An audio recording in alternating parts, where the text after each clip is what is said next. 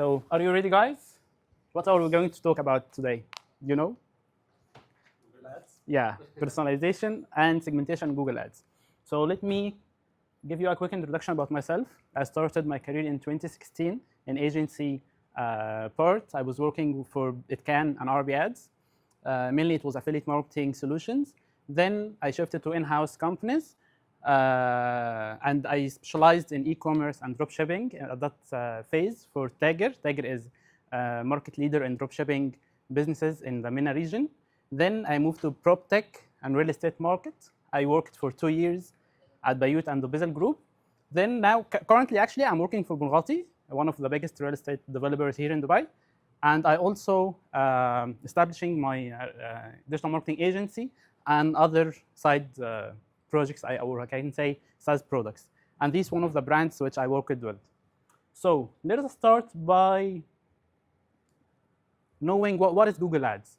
Google Ads, actually, Google established in 1998 as a search engine, and its objective was organizing the internet information and make it accessible for all of the people around the world. So anyone who wants to reach a specific information, he can easily reach it through a SaaS product or online website, which is Google Ads.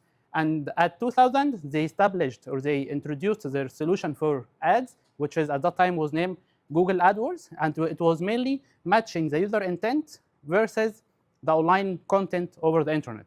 And then they rebranded it to Google Ads in 2018. So, but what is the question is, why Google Ads is different from any other ads platform? And the answer is it's focusing on the intent. So advertisers can reach their audience on the same moment they are searching for a specific thing online. Let us wait a moment for other people going to join. Hello, no worries. No worries.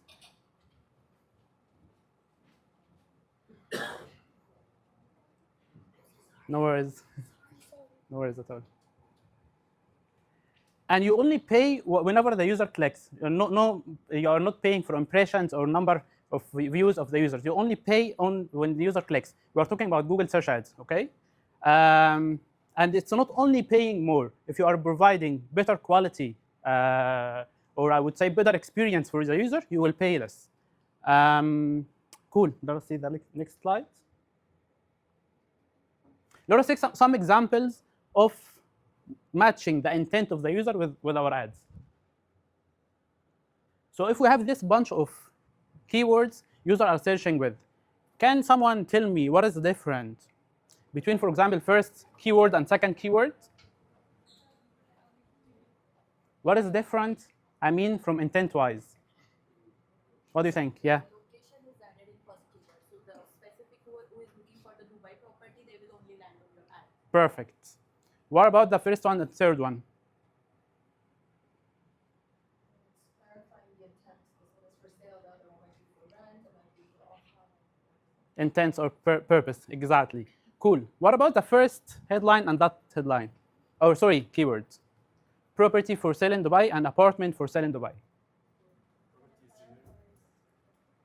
Yeah? Yeah, unit type. Huh? The unit type. Property type, exactly. Cool. So what should I show to the user who is searching for the first keyword, and what should I show for user who is searching for second keyword? What do you think? First and second. Yeah. What will be the difference between? Exactly. So that means this is Egyptian meme. Only Egyptian people can relate it. So what should we do? We need to segment the keywords based on the user intent. Let us go back for the previous slide.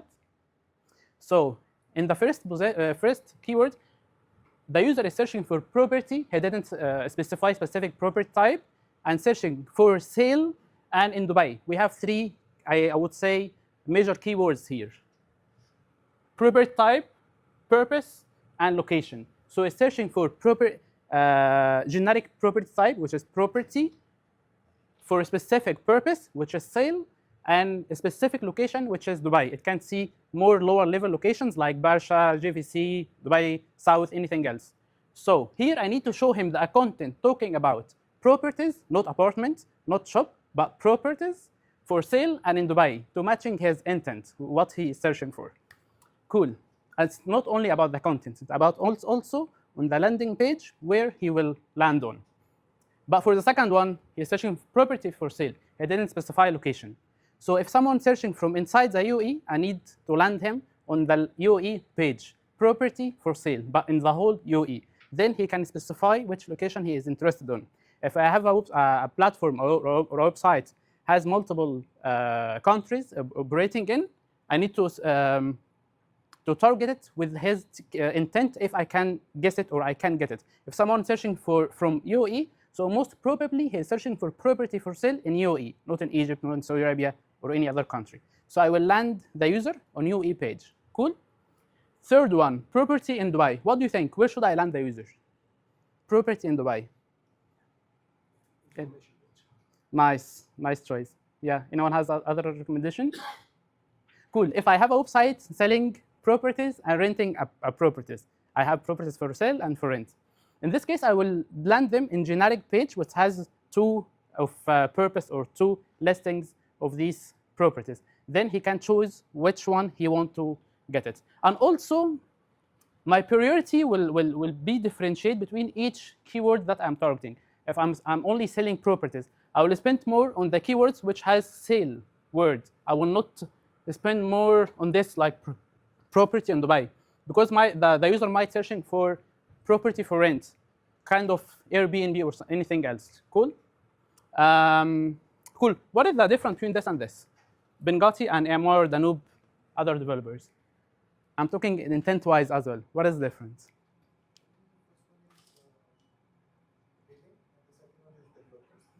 Good guess. Yeah, he might be searching for the Benghazi website, Benghazi building, Benghazi location, or anything else.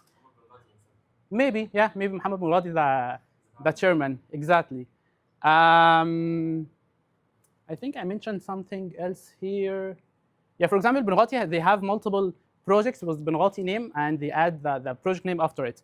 So I need to differentiate between this, so then I can decide which keyword I need to spend on it more and focus on it more. Cool. For that reason, I should have my campaigns in this way. Search term, which intent one, which is, for example, property for sale in Dubai. If the user is using this one to search about it, I need to show him the content about the same keyword he is searching for, property for sale in Dubai, and also the landing page, which we were talking about. So different intent, different ad content, and also different landing page. The same with other examples. So first one, if it's talking about the sale and in Dubai, the content should be the same, the landing page should be the same. If this is generic, he didn't specify the purpose, I should be following the same over all of the structure. So we will have the ad account structure. This is a simple ad account structure. It will be like this. We have the account level, we have one campaign, and we will differentiate the intent on ad group level. So on any Google ad account, we have campaign or multiple campaigns. In each campaign, we will have multiple ad groups. We will match the intent of the user on ad group level. And on each ad group, we can have multiple ads inside each ad group. So we can do kind of A/B testing between all of ads to see which one is performing better so we can focus on it more. Cool? And this is a simple ad account structure for Google. It can be also some more complicated like this. So instead of having one ad account, we might have MCC or manager account if we are an agency managing multiple clients, or we are a big corporate working in different locations, so we can differentiate the ad accounts based on the billing, the objective, and so on. Cool. So what kind of keywords we can specify on? We can differentiate it, the intent based on if it's transactional or not. Transactional means people who are searching to take a specific transaction, to rent something or to buy something, to pay money for something. Commercial is someone is comparing between. Let us take another example for iPhone. Can someone give me an example of transactional keywords for iPhone 17 Pro Max? Exactly, thank you. What about commercial one? Can someone give me an example for it? A keyword? Nice, yeah. Informational. What do you think? Sorry? Detail of the product. Sale? Detail. Yeah, details, exactly. Someone searching for what is the process type of iPhone 17 Pro Max. So it depends on the intent. So the first one is transactional one. The user is searching to get the iPhone, to buy it. So I need to focus on it more. Focusing means I need to spend more money on it. Cool. Business priority, it will depend also on the keyword intent type, brand awareness and visibility. It depends on my business goal, my company goal, and also on my budget. I will differentiate between all of these because if I'm new in the market, I'm a new developer, for example, new real estate developer, and I need to sell my properties, which is people, they don't have a good brand awareness on it. So I will not target my brand name on Google Ads. I will target more generic keywords like apartment in Dubai or something. So I will have bigger visibility, so people will know me. Then I can convert them to real customers, and competitor activities as well. So sometimes business competitors, they are doing very big campaigns, offline or online. If they are doing an offline campaign, for example, let us say Karim and Talabat. Talabat is doing really big campaign offline, and I know when they do this, the search volume is increasing for them. So I can target competitor keyword to have better visibility in a specific time. Cool. And I need also to match it with the ad content and what was the third one? Landing page. Cool. Can we mention the competitor name in the ad text? This is a little bit tricky because if I'm, for example, Benghati, I can't mention Amor because of two reasons. One of this is the copyrights. If they register the trademark, Google will give me a penalty for this, and they might affect our ads performance. And second one is branding wise. So is it okay from my brand guideline to mention a competitor name in my headline? If you can find a solution for this, you can do. You can do something else. For example, if you are Apple, or let me take other example. If you are a laptop company like HP or something, you are HP, and you want to target competitor keyword, which is Lenovo. If someone is searching for Lenovo, he expects to see Lenovo ad, correct? And you are HP, and you are writing HP in the headline. Don't write HP, and don't write Lenovo, but write something generic. Get your best laptop or something. So the user might not notice this is not HP or Lenovo website, but he will enter your website. Once the user entered your website, you can customize the content based on this. You can show him like a comparison between two laptops, HP or Lenovo, or only your brand sale page or your discounts and so on. This is the keyword segmentation. More details about it. The transactional keywords might be has high intent. High intent, I mean very specified from purpose type, location type. If someone is searching for JVC, so he has very high intent in buying apartment, for example, in JVC, and he's very specified. I will prioritize this more than people who are searching for Dubai, for example, because he knows what he is searching for. Commercial keywords, we talked about, informational, branded competitors, and so on. This is keyword research methods. How can you reach out which keywords you need to seek or you need to target? You can use multiple ways. Keyword planner, this is a tool from Google. Dynamic search ads, this is one of ads type of Google. Google ad search suggestions, which appear in search engine. Uber suggest, a third party. SEMrush, it's also third party. ChatGPT and other LMMs. And the first one is Bina Ads. This is my new project. I will tell you about it after a while. And by the way, anyone notice this? Cool. Let us see if anyone has any questions for the previous slides. No questions? Yeah. So we were talking about the intent of the keywords. Yeah. So if someone is searching for specifically Lenovo laptop, why would he go for HP? And because the page content and intent is also different. Good question. Actually, he's searching for a specific laptop, but this doesn't mean you will not advertise toward this keyword because he might convert. You know, so you are testing out how will be your metrics, like branding wise. Maybe it will be your brand objective. Maybe like it will differentiate between business and business.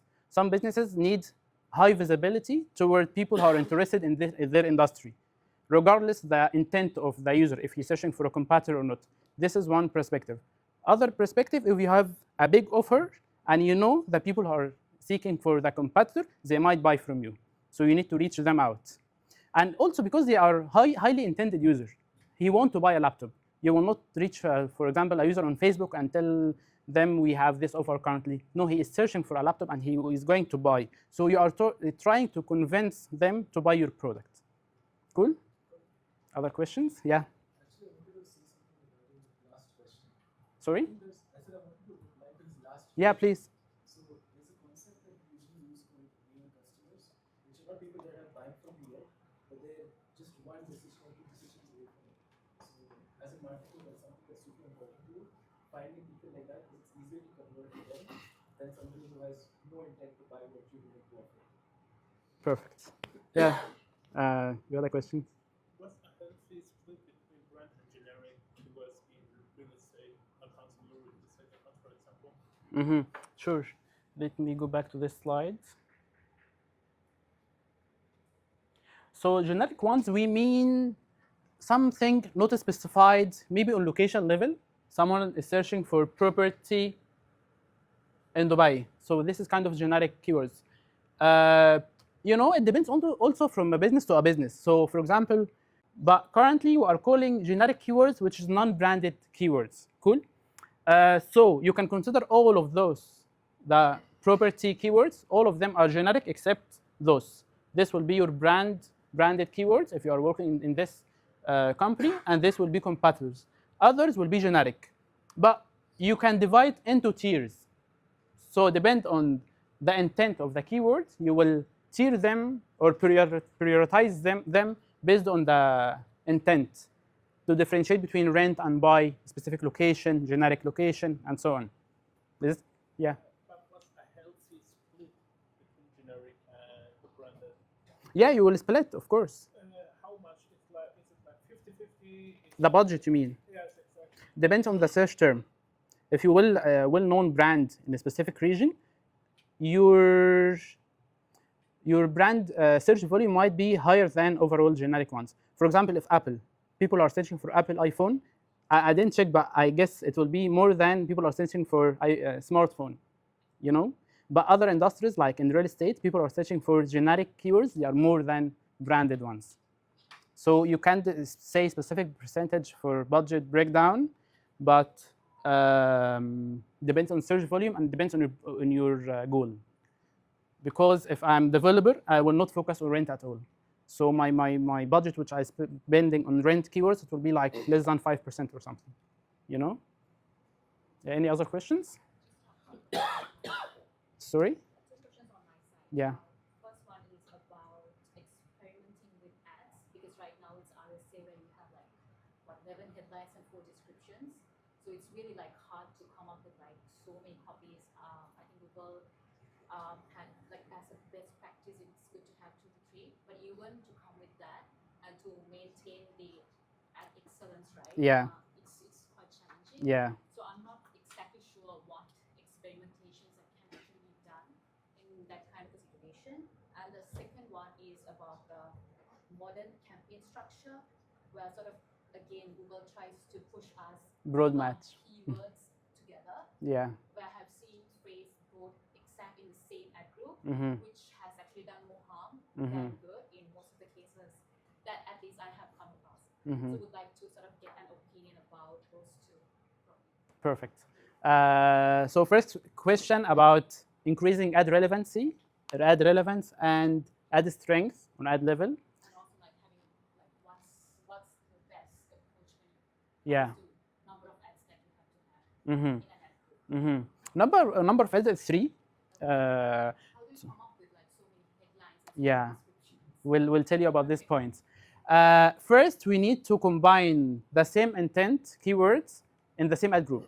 So it will give us the opportunity to use this kind of keywords in the headlines. But on headlines, we have like the maximum number of headlines which will appear in the same ad. They are 3. Cool. And we can write, I think, 14 headlines or 12. I'm not sure about the number. But there is a pinning option.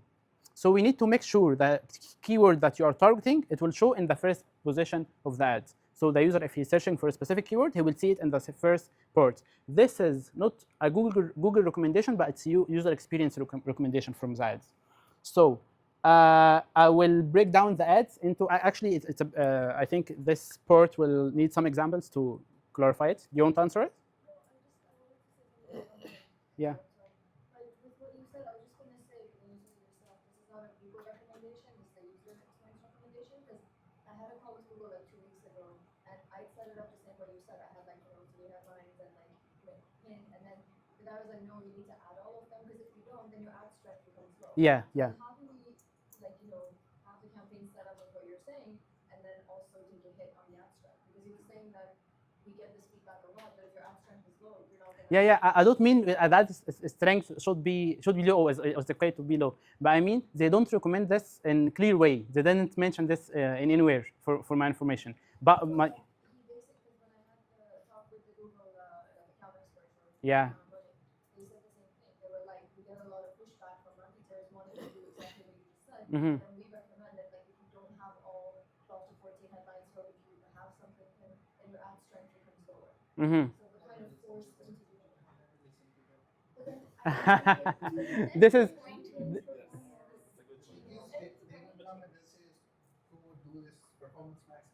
I will come to this point. Yeah, yeah. Exactly. We'll tell you.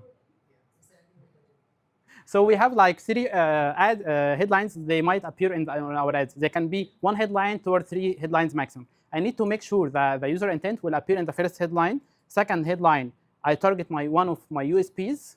I should do a business analysis and target list my USPs, put them and fix them in the second position.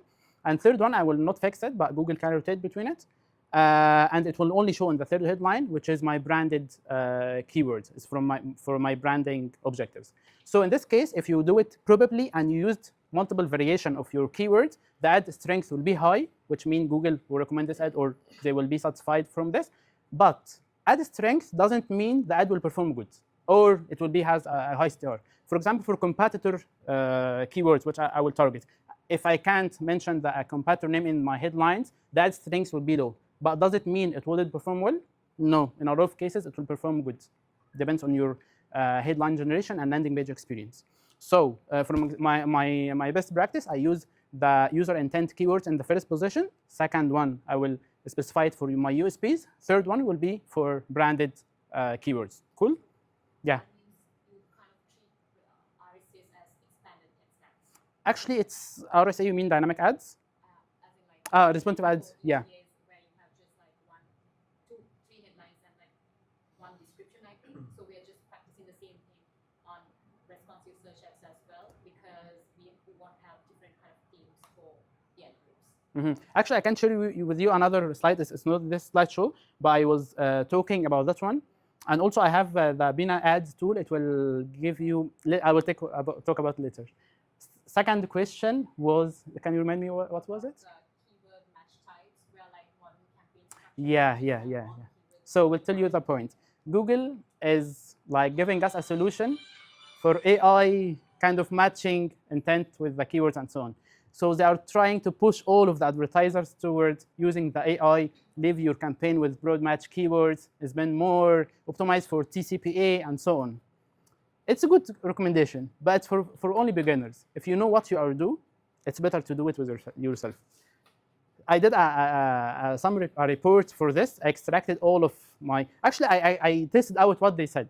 So I tested out some campaigns for broad match with TCPA, with AI Max enabled, and so on. And I extracted the report, break down all of the keywords with matching type, conversions, and cost per conversion. And guess what? Most of our budget we're spending on the exact match, then the phrase match, then the broad match.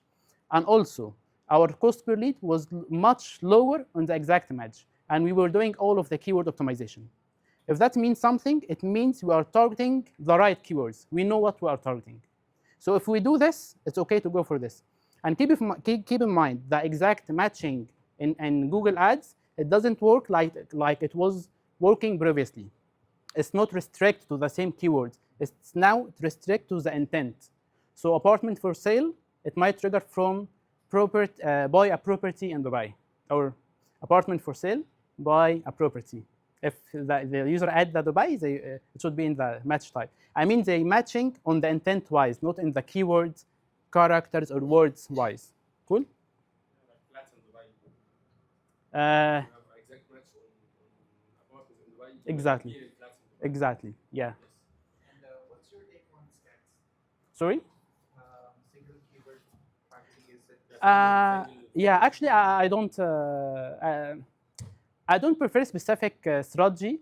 It depends on your business need. From my experience, for example, for competitors, yeah, if you need to target specific competitor keyword in ad group, yeah, it's okay to follow this part. But if I love to combine the keywords based on the intent. So combine all of the keyword like apartment for sale in Dubai with buy apartment in Dubai, both in the same keywords. However, if you target one, it will trigger both search terms, but it's okay to combine them in one keyword ad group. Cool? I'm not with a single keyword ad group strategy. Only in specific cases, maybe competitors and so on. And now, with the first gift. I made a Google Ads checklist. If you are going to manage a new account, new client, maybe in your company as well, you are going to have an access to Google Ads. It's perfect way to get a checklist, so you can get it one step by step and verify everything is doing good. You can download it from here. It's a lead magnet guy. All of you know what is lead magnet. So just leave your contacts and you will receive it on your email. Will you send my information? My email? Yeah. No, but I will send you tips and tricks for Google Ads. And I started doing it. Some people of you starting receiving it, by the way. Anyone wants this side again? Done? Second thing is Bina Ads. It's a new AI tool I'm working on right now. It's still in beta version. It has currently 4 services: headline generation or generating, description generating, negative keywords generating, and also keyword intent generating. And it's customized based on your business. So you need to provide a landing page, business industry. For the content generation, headline and description, you need to provide also the voice tone. You need it, and something else. By the way, it will not open from Wi-Fi network here because the firewall is restricting it. So try to open it from mobile data. I tried. I thought it's a problem in my website, but it's working. Yeah, is it opening? Type, cool. Because I sent an appeal. Nice. Type, perfect. And this is my LinkedIn. If I'll be happy if I connect with all of you. I'm waiting for the chocolate. Not chocolate today. Forgot it at home. So any questions, guys? Yeah. Mm-hmm. Cool. She's asking about she is managing B2B business, and it shows on multiple campaign levels. It's limited by budget, correct? So actually on B2B, we need to work on other perspective, very different between working on B2C or lead generation or e-commerce. Because I read recently a case study, send me on LinkedIn, I will share it with you. For someone, he was launching 2 campaigns, and the campaign which has lower CTR, it was converting a lot more than the other one. So we need to play on the content level. So for example, if you are selling a safety gates, so safety gates keywords or the intent, maybe a B2C user is searching for safety gate for his home, or safety gate solution for corporates as a B2B. How can you differentiate between these 2 intent with the same keyword or search term? Anyone can tell me? No. Sorry? The target audience or the industry? We like in Google search ads, we don't target by audience or something. But there is another solution. We can, Landing page is a good one, but you will spend money on clicks. You need to avoid irrelevant clicks. How can you do it? From the content wise. If you mention specific industrial keywords in your headlines, you will avoid the B2C customers from clicking on your ads. So you will save more budget and get more relevant clicks. So this is one of the strategies. Other one, you can check the search terms and add to negative or exclude the irrelevant search terms in it. Maybe you will find one of them are spending a lot of money, which you are not needed, or it's not converting on your keywords. But it needs a lot of strategies to work on B2B. Any other questions? Finish? Cool. Thank you, guys. Thank you so much. Thank you.